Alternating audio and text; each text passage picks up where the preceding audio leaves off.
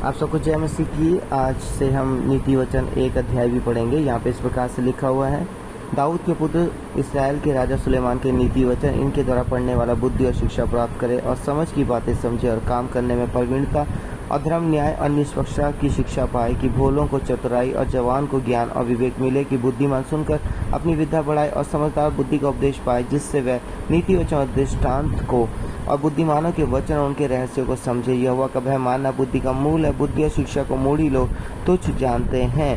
हे मेरे पुत्र, अपने पिता की शिक्षा पर कान लगा और अपनी माता की शिक्षा को ना तज, क्योंकि वह मानो तेरे सिर के लिए शोभान मुकुट और तेरे गले के लिए कंठमाला होगी। हे मेरे पुत्र, यदि पापी लोग तुझे फुसलाएं तो उनकी बात ना मानना। यदि वह कहें हमारे संग चल कि हम हत्या करने के लिए घात लगाएं, हम निर्दोष की ताक में रहें, हम अधलोक के समान उनको जीवता कब्र में पड़े हुओं के समान समूचा निकल जाएं, हमको सब प्रकार के अनमोल पदार्थ मिलेंगे, हम अपने घरों को लूट से भर लेंगे तो हमारा साजी हो जा, हम सबों का एक ही बटुआ हो।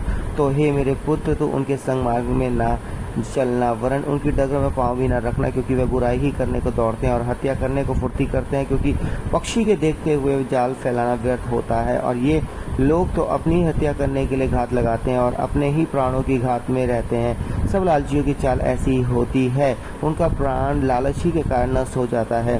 बुद्धि सड़क में ऊंचे स्वर से बोलती है और चौकों में प्रचार करती है। वो बाजारों की भीड़ में पुकारती है और फाटकों के बीच में और नगरों के भीतर भी ये बातें बोलती है। हे भोले लोगों, तुम कब तक भोलेपन से प्रीति रखोगे? हे ठट्ठा करने वालों, तुम कब तक ठट्ठा करने से प्रसन्न रहोगे? हे मूर्खों, तुम कब तक ज्ञान से बैर रखोगे? तुम मेरी डांट सुनकर मन फिराओ। सुनो, मैं अपनी आत्मा तुम्हारे लिए उंडेल दूंगी, मैं तुमको अपने वचन बताऊंगी। मैंने तो पुकारा परंतु तुमने इनकार किया, और मैंने हाथ फैलाया परंतु किसी ने ध्यान न दिया।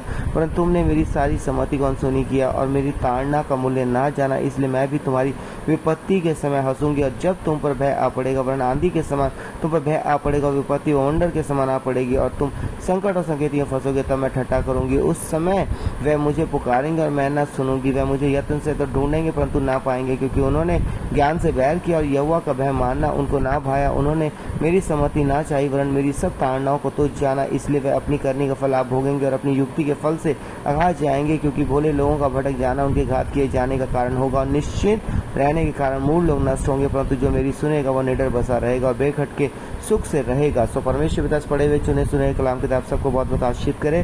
प्रभु आपकी आत्मिक उन्नति बढ़ोतरी करे। मेरे प्रियो, आज पहली तारीख और नीति वचन पहला अध्याय, और ये नीति वचन पूरे महीने के लिए मेरे प्रियो। सो आप सब इस वचनों को प्रतिदिन सुने और पढ़ें। यीशु आपकी हजूरी को धन्यवाद दो। जिन लोगों ने वचनों को सुना है उन्हें आशीष करे, और प्रभु इस महीने प्रभु जी आप उनके लिए बंद द्वारों को खोले और ये महीना उनके लिए आशीष महीना हो। प्रभु आज दिन भर संभाले, सुरक्षा दे, उनकी जरूरतें पूरी करे और किसी भली वस्तु की घटी कमी ना हो। इस गर्मी के प्रकोप से सबको बचाए, सुरक्षा दे। प्रभु आपकी हजूरी के लिए धन्यवाद दो। प्रार्थना सुनने के लिए धन्यवाद। ये प्रार्थना यीशु के नाम से मांगते हैं, आमीन आमीन। सबको जय मसीह की। प्रभु आशीष दे।